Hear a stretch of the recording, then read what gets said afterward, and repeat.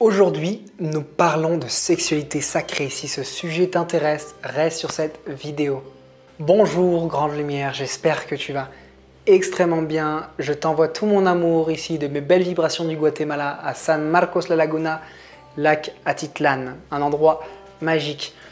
J'espère que tu vas bien, je ne sais pas d'où tu me regardes, si c'est en Russie, en France, en Estonie. Mais aujourd'hui, je voulais parler justement d'un sujet dont je parle souvent dans mes vidéos, de sexualité sacrée. Et qu'est-ce que ça veut dire sexualité sacrée concrètement pour les hommes comme pour les femmes et en couple. Donc c'est vrai que de plus en plus on voit des vidéos, on voit de sujets qui parlent de sexualité sacrée.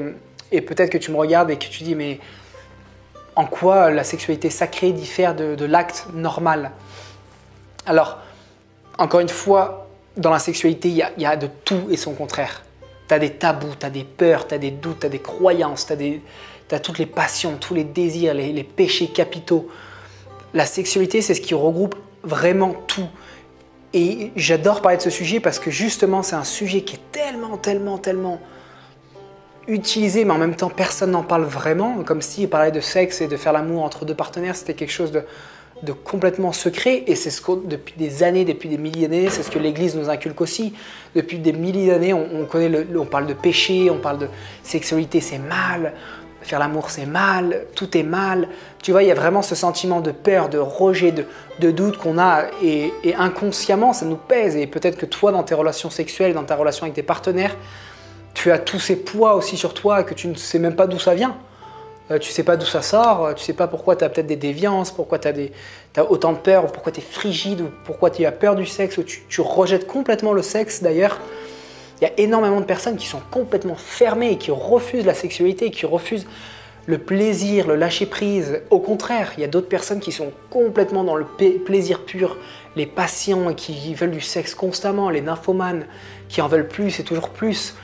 Donc, plus on avance dans nos sociétés, plus on voit les extrêmes un petit peu se développer. On voit les personnes qui sont complètement fermées vers la sexualité et d'autres personnes avec le tantra qui s'ouvrent de plus en plus à la sexualité un petit peu dévergondée, déviante, avec des choses, des partenariats, enfin des choses un peu étranges.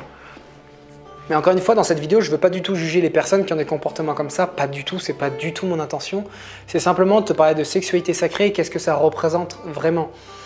Donc encore une fois, dans le tantra qui est original, donc la main droite, il y a deux tantras, je t'en parle souvent, le tantra de la main droite et le tantra de la main gauche. Le tantra de la main droite parle de l'union entre le masculin et le féminin dans ton corps personnellement. La main gauche tantrique parle de l'union extérieure. Disons qu'une personne supplémentaire est utilisée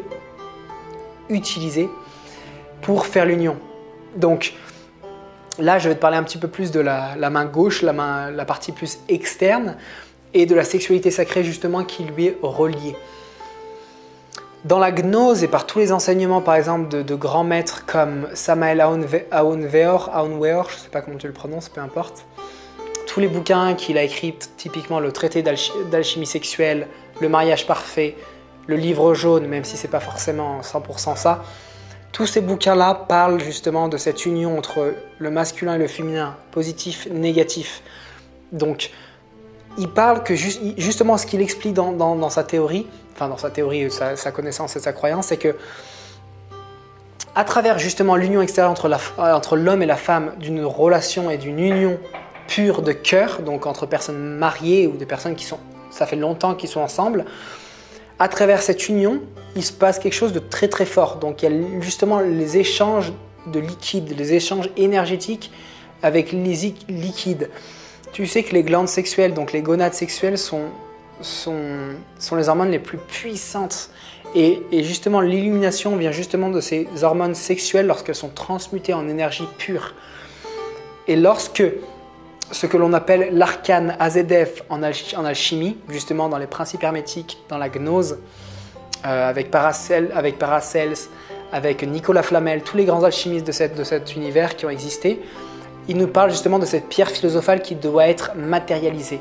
La matérialisation justement de cette pierre philosophale se fait à l'intérieur de toi avec ton partenaire. Je te parle encore une fois d'un point de vue tantrique de la main gauche, extérieure. Donc, Le fait de matérialiser la pierre philosophale qui est dans tous les récits, dans toutes les croyances bibliques, ésotériques, et non pas oniriques, mais ésotériques concrètes, donc encore une fois dans la gnose, cette pierre philosophale doit se matérialiser dans son corps. Et comment tu matérialises justement cette pierre? C'est avec l'alchimie sexuelle, la magie sexuelle. Donc encore une fois, on parle de magie blanche sexuelle. Donc tu as la magie blanche, la magie grise et la magie noire sexuelle. La magie blanche, donc, qui fait partie de la loge blanche, tu peux voir ça aussi dans différentes sectes sans terme négatif dans le mot secte, dans des écoles privées, dans des écoles occultes et ésotériques. L'arcane Azedef nous parle justement de cette relation d'union parfaite entre un homme et une femme sans la libération du liquide séminal pour l'homme. Encore une fois, le liquide séminal pour les femmes, ce n'est pas un grand problème parce qu'elles sont constamment retraitées intérieurement. Elles restent à l'intérieur, contrairement à l'homme généralement. Pour l'homme, lorsque nous éjaculons, nous sortons cette énergie vitale. Et justement, l'énergie christique ou la puissance christique se trouve dans notre sperme. Encore une fois, lorsque je parle de sperme, ce n'est pas un mot vulgaire, ce n'est pas quelque chose de mal, ce n'est pas quelque chose de mauvais, c'est neutre. Le sperme est simplement notre essence, notre liquide séminal qui met 30 jours à se créer. Tu as 7 étapes pour créer justement ce sperme. La dernière étape, c'est la création justement de notre liquide séminal. Donc c'est l'or de notre corps. Dans toutes les vidéos dont je te parlais justement sur la sécrétion et la rétention séminale, je te parlais de l'essence de l'essence. Pourquoi? Parce que le sperme, c'est le liquide le plus raffiné de ton corps. Avant le sang, avant la moelle épinière, avant la nourriture, avant les tissus, avant la lymphe. Donc toutes ces choses-là sont utilisées pour créer le sperme. Donc le sperme, c'est la chose la plus raffinée qui existe. Donc l'arcane Azedef, encore une fois, parle justement de cette union parfaite et de rétention séminale. Lorsque tu retiens ton sperme pendant un acte, qu'est-ce qui va se passer? Ils utilisent une métaphore dans la gnose qui disent que tu mets le pain au four. Et qu'est-ce qu'on entend par mettre le pain au four? Le pain est représenté, c'est une métaphore pour le pénis, et le four est une métaphore pour le vagin. Et lorsque tu cuis le pain au four, c'est-à-dire que l'énergie sexuelle va être condensée, tu vas évaporer, encore une fois, c'est que des termes alchimiques. Ne prends pas ça en... Essaye de lire entre les lignes lorsque je parle. Donc vraiment, mettre le pain au four et le laisser reposer et le cuire, c'est le principe de condensation de l'énergie. C'est-à-dire que c'est à ce moment-là où justement tu vas matérialiser la pierre philosophale. La pierre philosophale qui est au début au niveau énergétique, tu vas la matérialiser dans ton corps. Et cette pierre philosophale, on l'appelle aussi la naissance du Christ. Lorsque tu fais naître le Christ à l'intérieur de toi et que le Christ remonte vers le Père, qui est Dieu, c'est là où tu atteins tous les états mystiques dont Joe Dispenza parle, notamment avec le superconscient. Et encore une fois, ce sont des techniques anciennes, ésotériques, très anciennes, dans le yoga, dans la gnose, dans la Grèce. C'est millénaire. Donc toutes ces techniques-là, je te ferai une autre vidéo sur la sécrétion secrète. En France, j'ai vu personne qui en parle et j'ai vraiment envie de t'en parler et on en parlera très bientôt. Mais dans cette sexualité sacrée, si tu veux, c'est aller transmuter ces énergies animales, grossières, en énergie divine. Et c'est lorsque tes intentions sont pures avec ta femme ou avec ton partenaire, c'est lorsque tes intentions sont vraiment de cœur et que tu ne rentres pas dans cette relation un peu déviante avec de la violence qui est en jeu, avec toutes tes croyances et avec peut-être si tu as été violé, avec toutes ces choses-là, eh ben, c'est mettre tout ça de côté et c'est faire un effort concret pour non seulement ne pas éjaculer, mais en plus rentrer vraiment dans la connexion de cœur. Et avec la transmutation de la respiration, à travers la respiration, les mantras, la visualisation, tout ça va t'aider à permettre à remonter les liquides. Et donc le sperme et les liquides de la femme vont se marier pour remonter et créer justement cet enfant divin à l'intérieur de toi. Et à partir de là, on parle de la première mort. Et cette première mort, ou disons que la deuxième naissance, donc tu nais une première fois quand tu es enfant et tu dois mourir une seconde fois pour renaître comme Jésus est rené. Et rené, on dit comme ça en français? Je pense. Donc tu dois mourir avant de mourir pour renaître.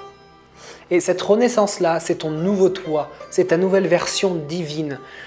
Et justement, cette mort s'effectue selon justement les enseignements de Samuel Aunveer à travers justement ce couple sacré, cette sexualisation sacrée. Et c'est un terme incroyable parce que je t'invite vraiment à plonger là-dedans et c'est vraiment, vraiment beau. Et si ça t'intéresse, je participerai justement à un sommet sur la sexualité et le couple en avril. Donc ce sera un sommet qui sera en ligne, donc je te mettrai plus d'informations bientôt. Et je te parlerai de tout ça beaucoup plus en profondeur. Là, je te fais un petit peu en surface parce que c'est très, très long.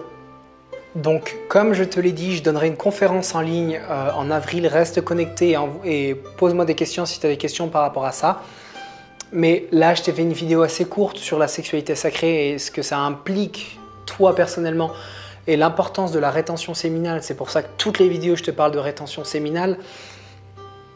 Parce que c'est un petit peu le secret, même pour les femmes, c'est important de transmuter ces fluides et avec l'homme dans tes relations.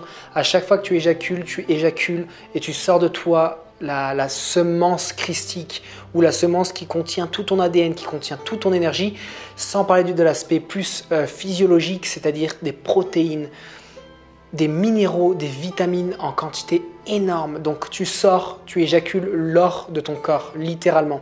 Donc c'est pour ça, c'est extrêmement important pour les femmes qui sont dans un processus de croissance spirituelle, d'être en relation avec des hommes qui sont dans cette rétention. C'est quelque chose de très compliqué, de très difficile à faire parce que ça demande de contrôler ses pulsions animales.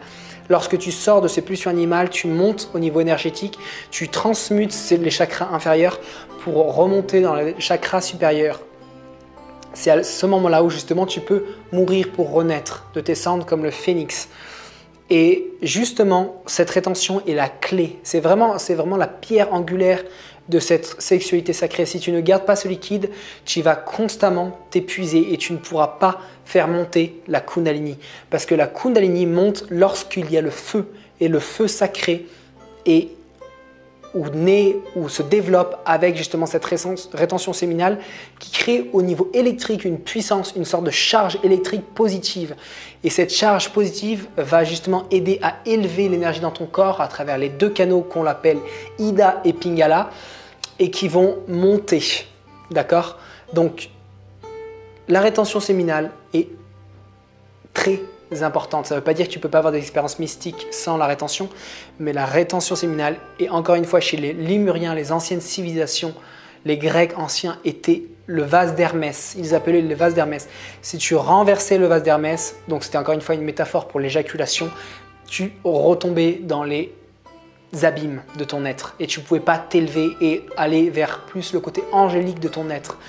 Donc plus tu éjacules, plus tu perds ton essence et plus tu tombes dans les abîmes de ton être et tu perds de l'énergie, tu perds cette puissance, tu perds cette virilité. Pour la femme, c'est la même chose. Plus tu as une relation sexuelle qui n'est pas consciente et qui n'est pas transmutée à travers tes pulsions animales, donc pour les hommes et pour les femmes, c'est la même chose, et ben tu ne vas pas pouvoir t'élever en vibration et tu vas stagner au niveau spirituel, tu vas stagner au niveau développement personnel. Donc garde cette essence, essaye de vaincre tes pulsions animales, essaye d'utiliser ce moment-là comme un moment sacré, prends ton temps, ne te presse pas, tout va bien. Donc vraiment, la sexualité sacrée, c'est le fait de prendre son temps, de ne pas aller droit au but simplement pour avoir l'orgasme, car tu peux avoir des dizaines d'orgasmes sans éjaculer. Si tu as des questions par rapport à ça, je t'invite à lire le livre « La femme multi-orgasmique, l'homme multi-orgasmique et le couple multi-orgasmique » de Mantak Chia, où tout est expliqué avec le microcosme orbital pour transmuter l'énergie sexuelle, pour ne plus éjaculer et pour créer de l'énergie, créer un cycle énergétique incroyable. J'espère que cette vidéo t'a plu. Je ferai encore beaucoup de vidéos là-dessus. Envoie-moi tes questions si tu en as. Je t'aime, on se guérit, on avance ensemble, main dans la main. Et encore une fois, détachement, pratique, et c'est ce qui permet à l'oiseau de voler. Je t'aime, on se voit très bientôt. À bientôt!